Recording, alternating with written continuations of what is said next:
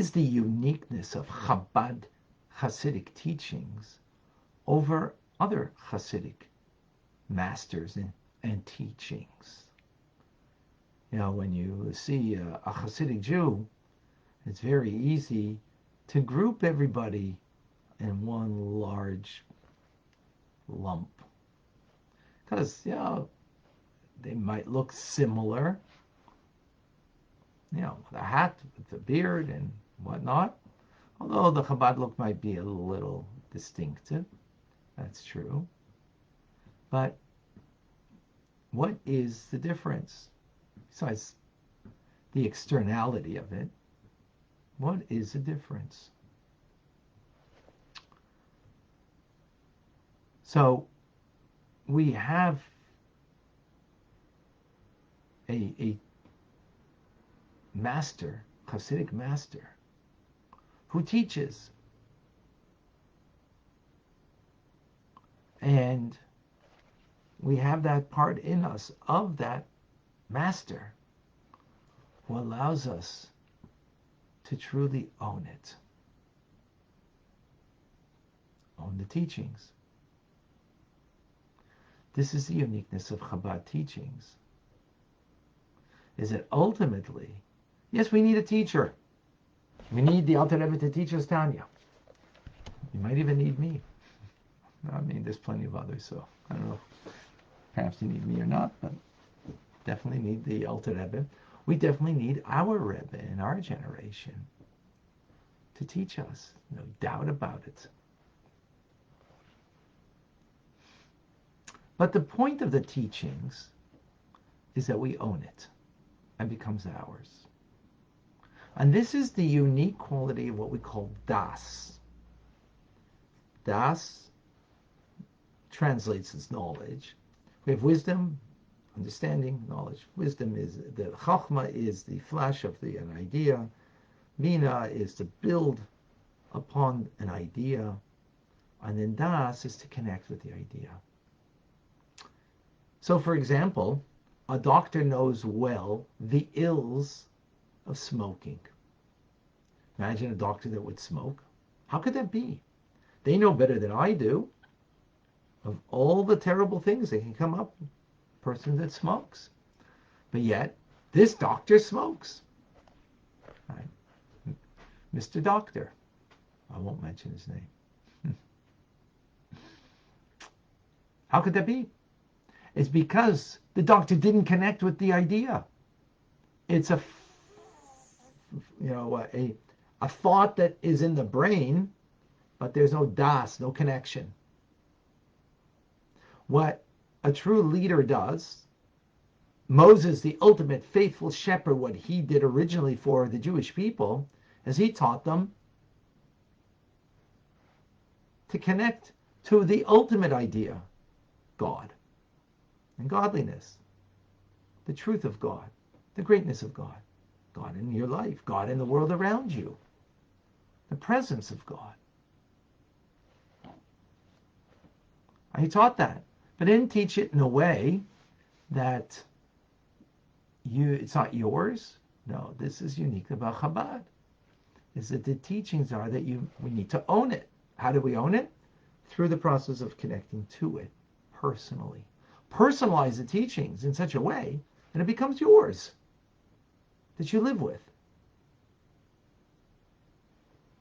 If after this class you walk away and it's beautiful, it's wonderful, thank you, love it, but you don't own it for yourself, then that's not the way of the Chabad teachings. Other Hasidic groups might be, because it may be a lofty idea and it's too difficult.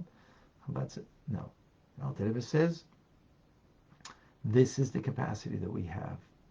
Each one according to our capacity of meditating, contemplating, pondering about the truth of the greatness of Hashem, the realness of God, not beyond, but here present in our lives and in the world before us. So in order to be able to do this properly, we have to exert ourselves in two ways. One is called exertion of the flesh, and one is exertion of the soul. Exertion of the flesh means, since I have a body that has a agenda that's not godly at all. Its agenda is pure pleasure, pure comfort. That's all it wants.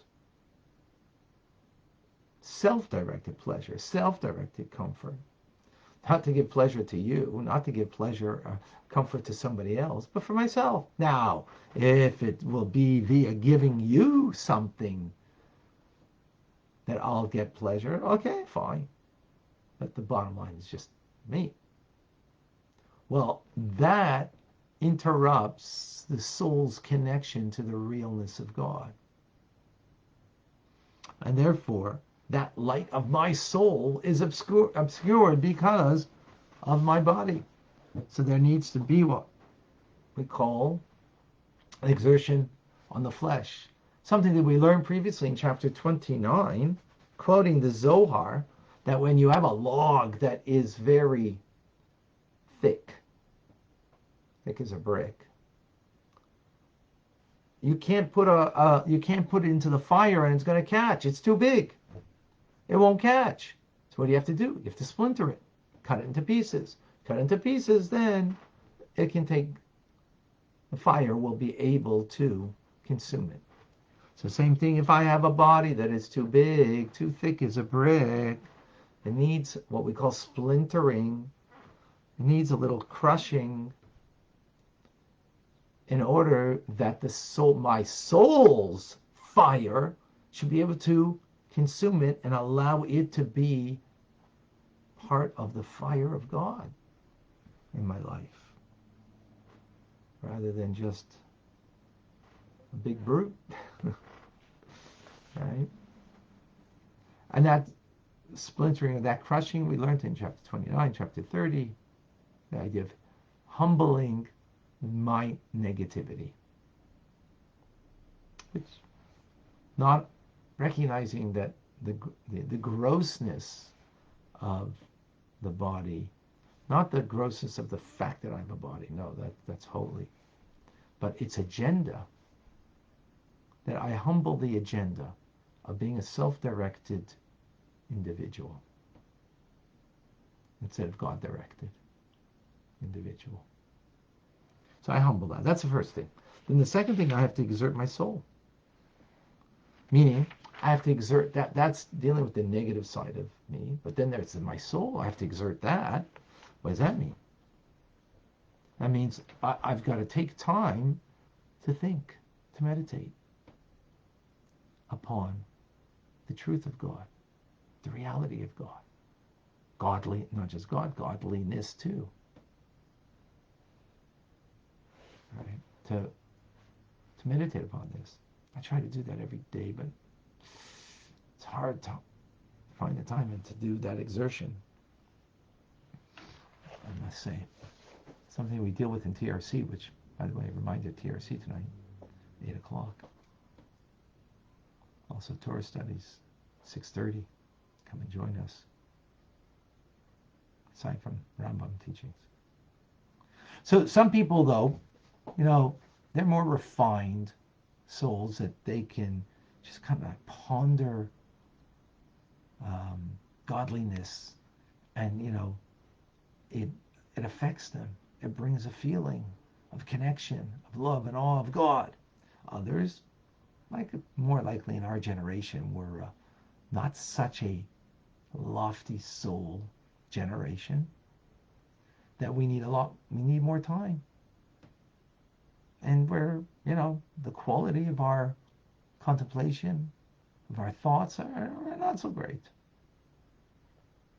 Especially because maybe because of sins of youth, we kind of affected our soul, that it's hard to access that power within my soul. Nevertheless, everybody, let's start with me. If we forcefully make an effort to exert ourselves with a great toil, to try to concentrate, maybe, just 1 minute, 2 minutes, 5 minutes, whatever you can, right? You will, Alter Rebbe says, we will certainly be able to get a sense of God's presence, His realness in my life.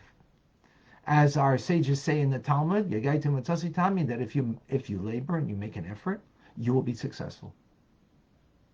You don't find success is because we didn't really make an effort. What's called an effort? Well, beautiful metaphor. If you knew you had a golden treasure in your backyard, you knew for certain you had it, right? What would you do? You would endlessly, tirelessly, without stopping, seek out to find that golden treasure. It's worth millions, and you know that it's there. Again, it's a metaphor, just to bring out an idea. So you know what we know for sure? Our heart reflects the divine soul in our heart of hearts, in the depth of our hearts. There's a golden treasure there that transcends time, transcends any limitation. It's definitely there. The only issue is I got to dig deep to find it. I got to dig deep. But when I do dig deep, I'm going to find it. It's going to help me to turn away from negativity and to do good in thought, speech, and action. That I will act differently. Because, as our sages say in Pirkei Avos, which we began learning now on Shabbos, that reflect upon three things and you will not come to sin. Know what is above you, an eye that sees, an ear that hears. In other words, there's something real.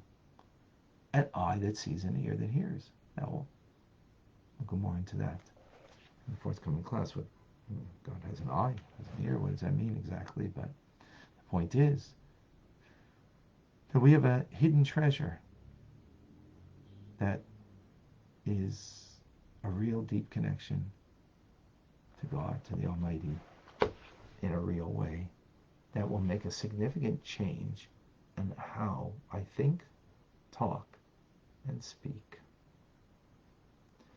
Any questions, any comments, any thoughts?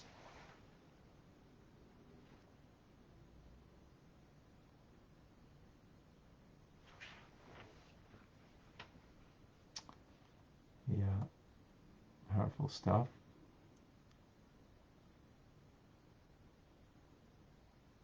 Okay, I don't see questions.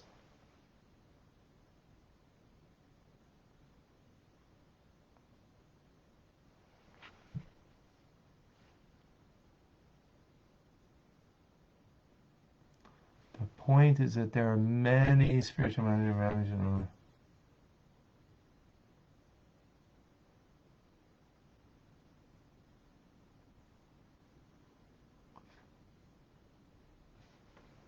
So I'm not clear. There are many, and especially the left and the library treasure. Why to exclude them? No other Hasidus or stream on Judaism does that. I'm not clear what Gershon. I'm not clear on what you mean to say. First of all, I'm speaking for our teacher Gershon on Instagram is the Alter Rebbe. So he's a Moses. And for me personally, the Lubavitcher Rebbe is, everybody has to choose who's their Moses and they're for them. Absolutely. So if you choose your Moses, your teacher, right? Absolutely. There are other great rabbis, not only in Chabad. 100%. I choose that my Moses is the Rebbe. So everybody has a choice, and I do not take that choice away from anybody. Okay, but thank you for bringing that up. Yeah, absolutely.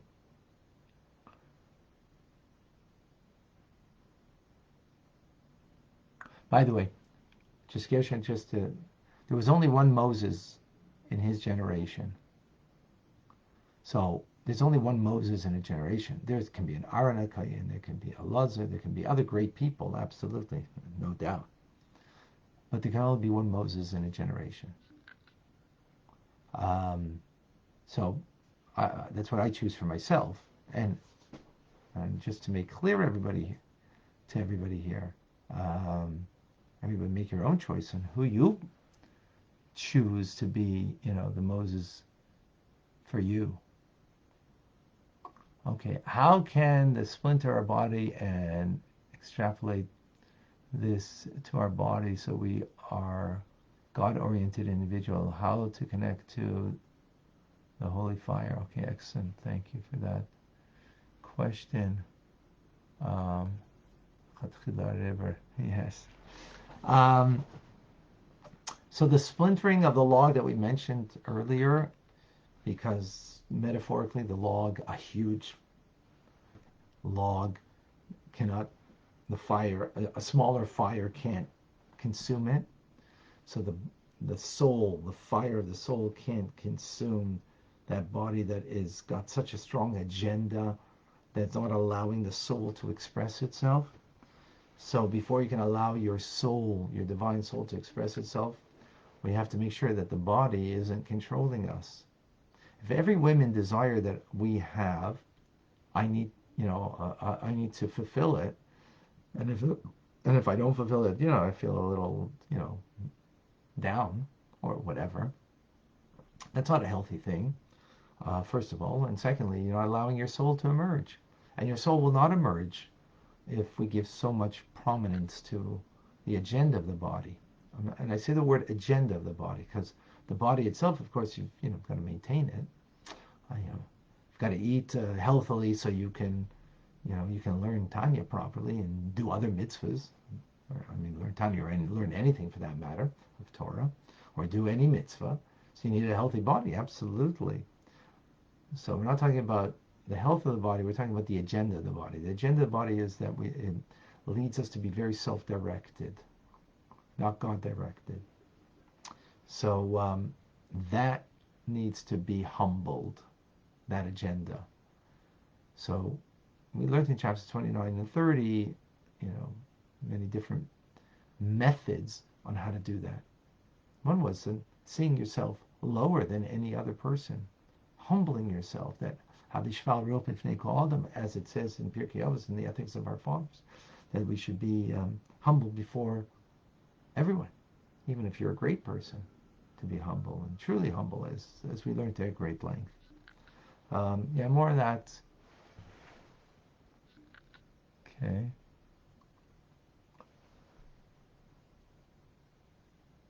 So, so ultimately, even our animal soul wants to be connected to the truth of God, and to higher purpose, and not just to lead an animal's life. But, that's humbling its agenda first. So then too. How can you make less observant Jew feel this every time I try? Less observant says to me, I'm not observant like you. So you can't make anybody feel anything. You could teach, and hopefully, people should be inspired. But we shouldn't try to, do anything to anybody. Just try to lead by example. And when we teach something, teach it not in a way like I'm trying to. I'm going to deal with this on TRC. That I am trying to influence you rather than I am. And this is a hard one. It's not so simple. I'm trying to share me with you. More on that to come. All right, folks. Rambam coming up. In 1 week, we will finish the Rambam online for the second time together. Maybe see him next Sunday. All right. I'm Rabbi Ronnie Fine, coming to you for Chabad Zichron Kadesh in Montreal, Canada. It's a privilege and a pleasure to share with you the Tanya. Have an amazing good Tvach, a good week, and a great one.